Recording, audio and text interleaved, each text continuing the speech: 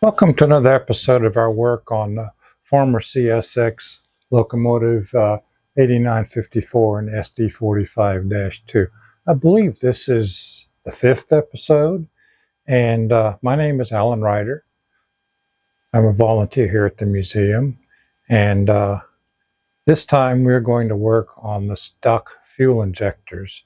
If you've seen some of the previous episodes, and there should be some links to them in the description, this locomotive's had a lot of trouble with the fuel injector sticking, and we will begin our adventure.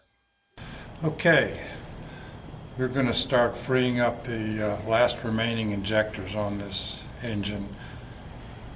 When we first started working on this, there were 18 out of the 20 of them were stuck, and we managed to free up all but 3.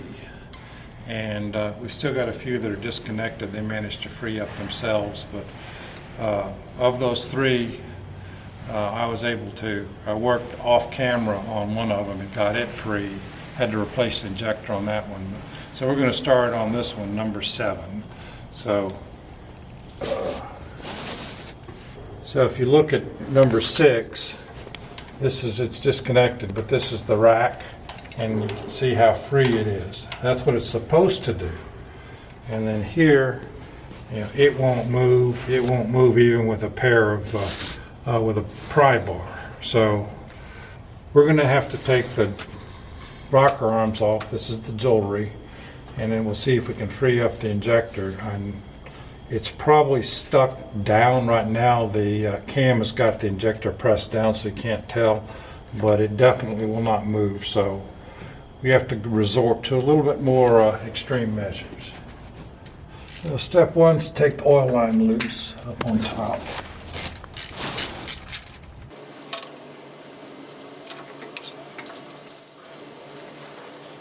Step 2 is to take these big nuts off on the holding the rockers. And this is torqued to like 300 foot-pounds, so we may have to use an impact. We'll see.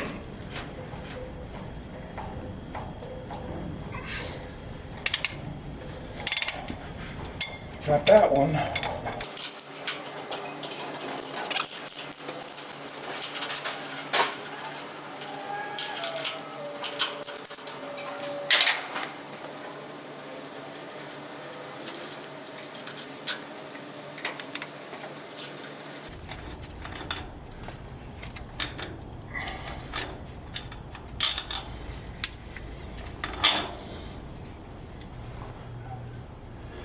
Rocker arm assembly is heavy, so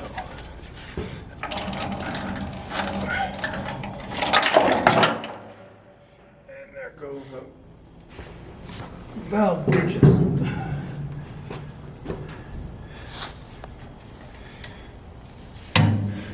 I already learned the hard way. There's another piece that goes in here, and that fell out and it fell down into the engine somewhere, so we're going to have to find it.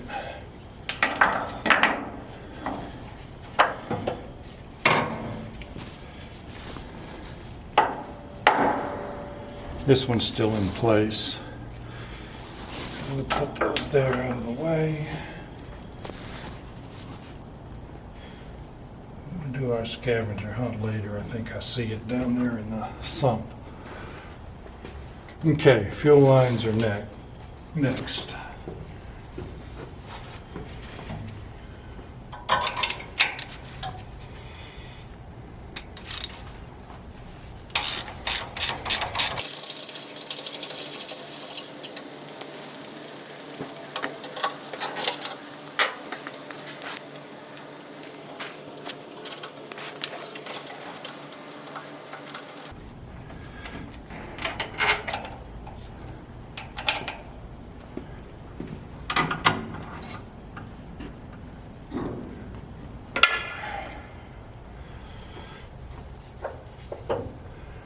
Okay. And if you look at this, the injector spring is compressed compared to, say, to this one. You can see that this is more stretched out than that. So the first thing we're going to do is try to pull the injector spring back out to the normal resting position. And I'm going to use a trick that I learned from watching some videos about Detroit diesels. And if you've seen some of my other videos, the Detroit diesel engines are virtually identical to the design of these large locomotive engines. They were designed in the 30s at about the same time. So if you look at the top deck of a Detroit diesel that might run a truck or a bus, this whole jewelry setup will look almost the same. So we're going to give this a try. It did work on the first one.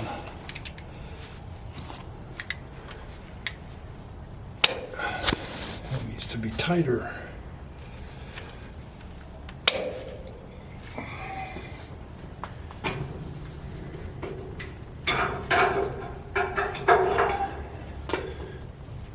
Let's see if we can do this.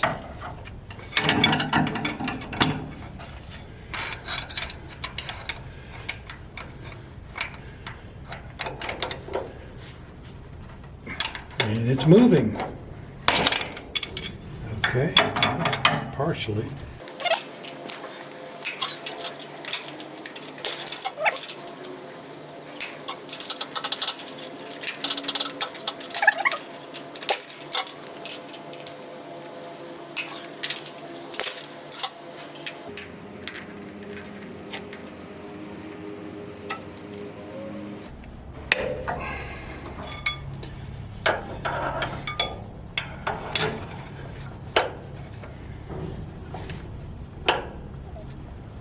Up she comes.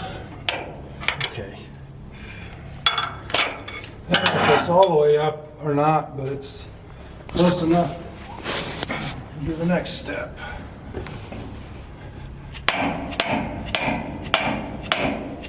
That's fuel shooting out of it. It went back down. So we'll pull it back up.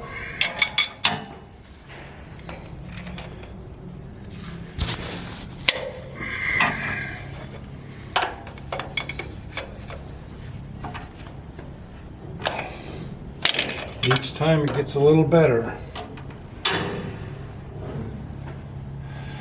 Try to do this left-handed so that your camera can see it.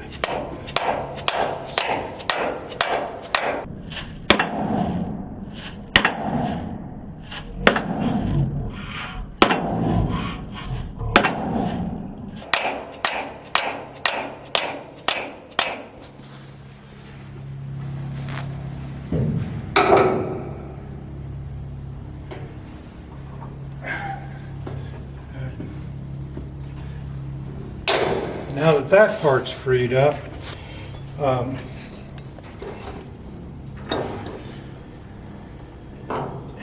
EMD recommends using alcohol to freeze stuck injectors. And I've tried that and it seems to work. Kevin, our patron on this locomotive, suggested that some of the folks use the Berriman's fuel injector cleaner, so I'm trying that.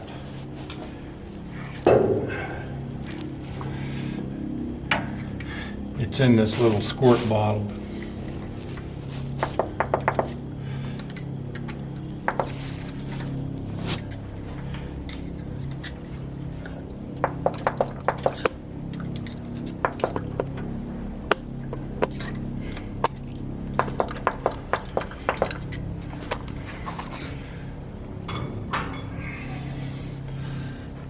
Let's see if this thing's going to want to move. Oh, looky there. That's what it's supposed to do. So as soon as we got it freed up, it's kind of catching sometimes, but this is good. I'm going to exercise it some more with the hammer.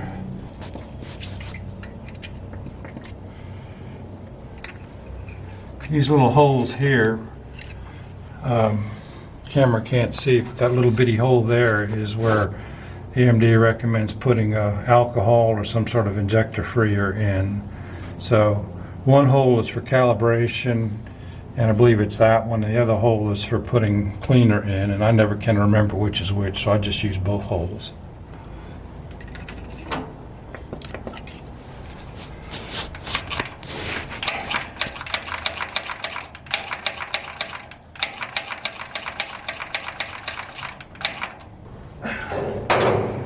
Back the camera off a bit as we squirt.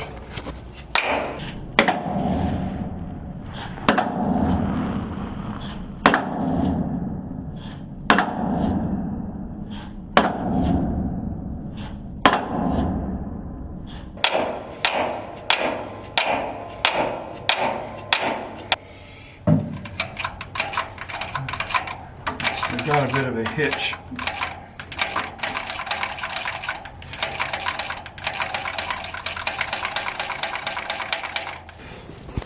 We're going to put the fuel line back on. Normally you do that after you put the jewelry on, but it's easier to get to all the nuts and bolts.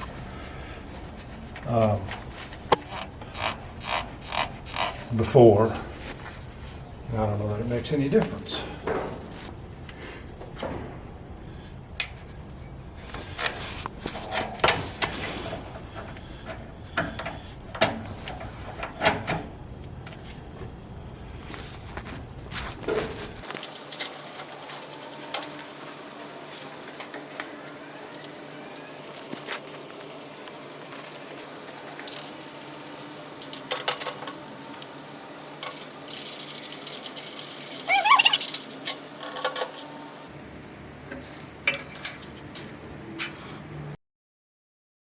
Okay, we're going to put the valve bridges back in place, and they have a tendency to bounce around and get out of the way, get out of place, but we'll wiggle them around and get the rocker arm assembly.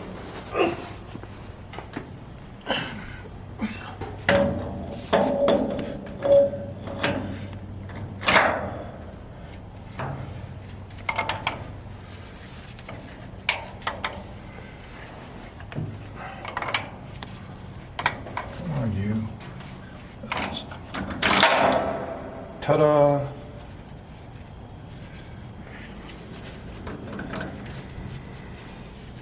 Okay, those are all where they're supposed to be. The rocker arm, because this is, it's going to have to compress the spring because of where the camshaft is, so it's up a little bit, but that's fine. So we'll put all the pieces and parts back in place. Wide goes in the back.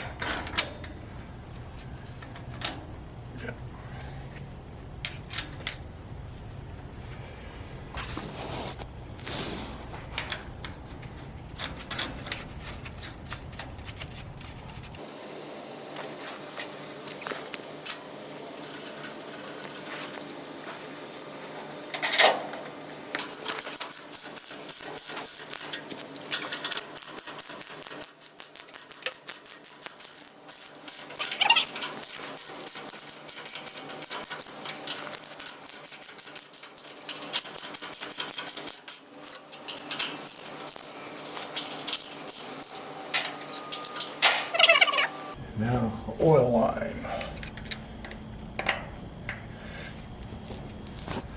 I've had trouble getting those small bolts started. They're 1/4 inch fine thread, so they're a little fussy.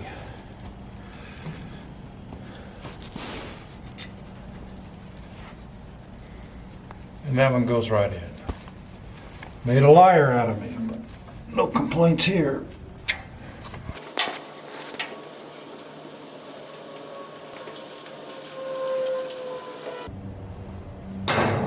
Well, everything's back together, so hopefully this thing will behave. Only it isn't. As soon as we compress this, it locked up. So that's an interesting challenge. So let's see what happens when we bar the engine over. We may end up still having to change the injector.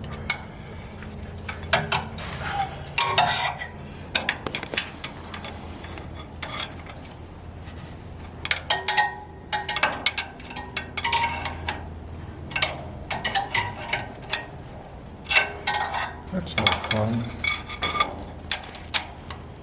Well, I think we've had success.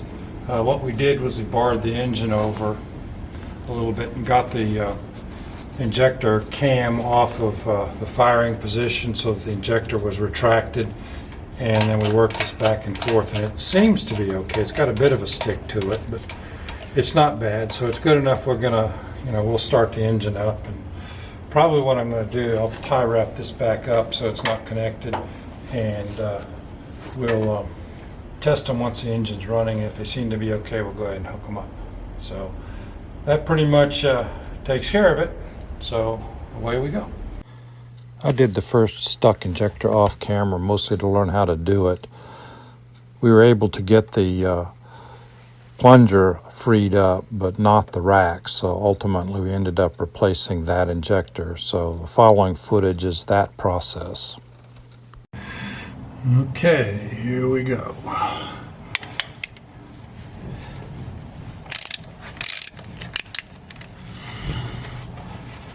This is the hold down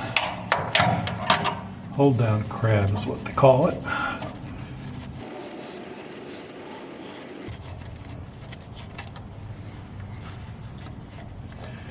Take that off. Oh, there's two. And we grab this crab and take it out. Just like that. She should come right out. But I've never taken one of these off before, so I don't know if it's going to be cooperative or not. And there she goes.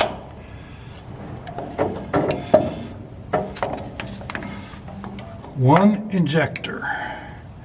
Fortunately, our friend Kevin Wood found us a couple of injectors. So, got a replacement going in.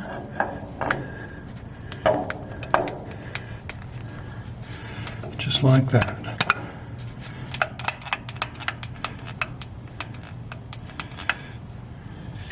Okay.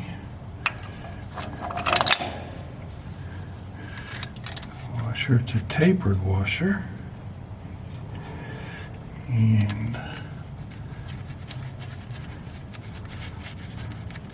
hold down.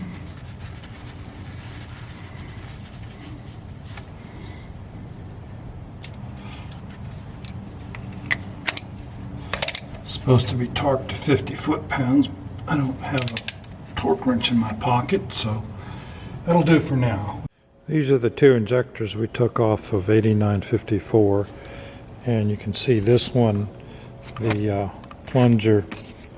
You can see this one, the plunger is still compressed, and we weren't able to free that, so that was why we pulled it off. And of course, the rack here is stuck.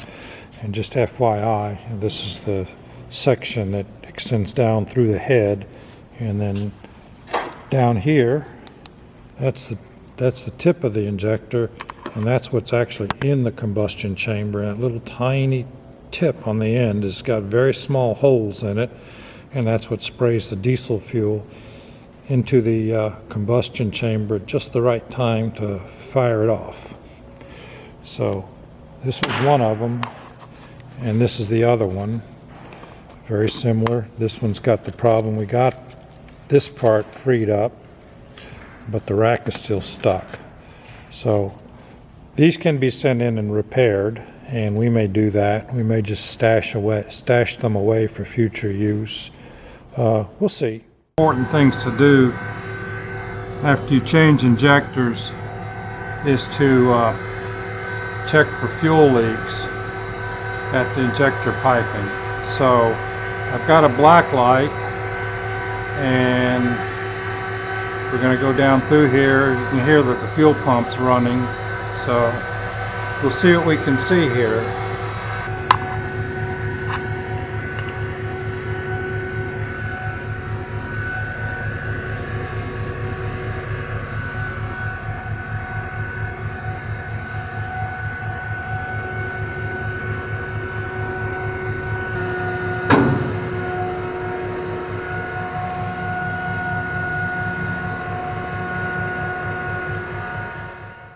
Okay, we've pulled the locomotive outside, and Next step is I'm going to start it up.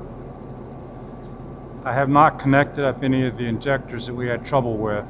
So what I'm going to do is I'll let it run, and then I'll walk through and pop each injector by pulling back on the linkage. And it'll be kind of noisy, so we'll see.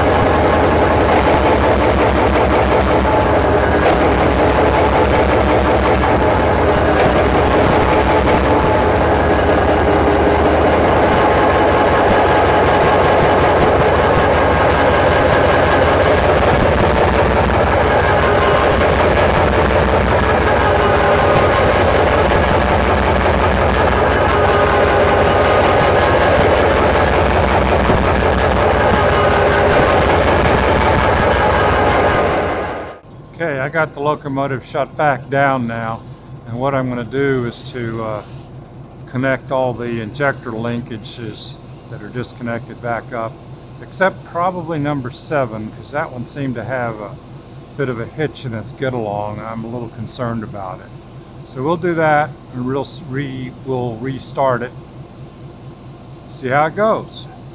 It's fairly difficult to video hooking up the rack and injector linkages while it's on the locomotive, because it's just a confined space, and fingers are quite busy trying to hook these things up. But this is the pin and the clip, and the clip has the nickname of the Jesus clip, and it's called the Jesus clip because it's sprung loaded, and if you're not careful it goes flying, and Jesus is probably one of the nicer words that gets said. So I've got a demonstration set up here, and we'll do it off the locomotive. So of course step 1 is to get the pin through, which is fairly straightforward. Now we take,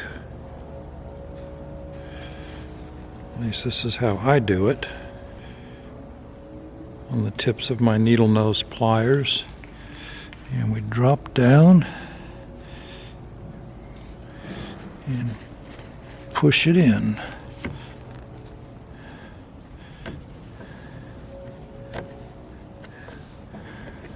Just like that. And I wish they all were that easy.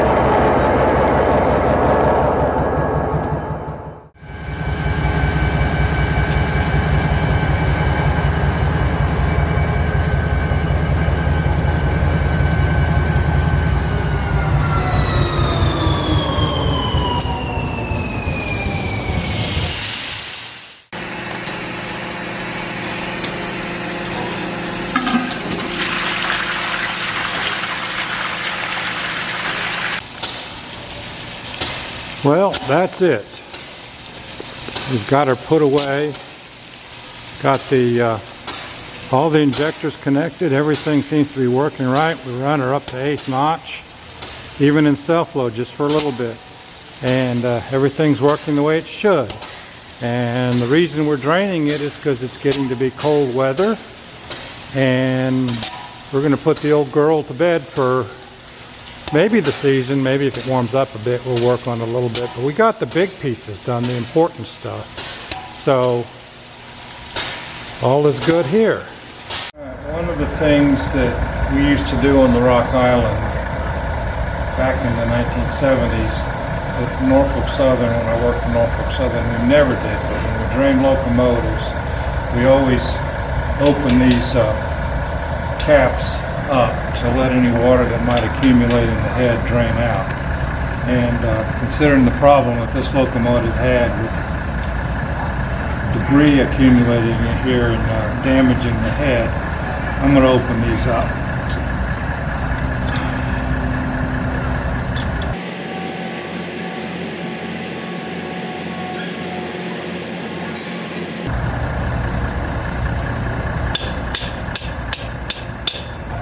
There's an old expression that everything's a hammer. Since that thing's not cooperating, this piece of pipe will make it cooperate. So, and you can see there is some water that's accumulated in here because there's not really a good way for it to drain out.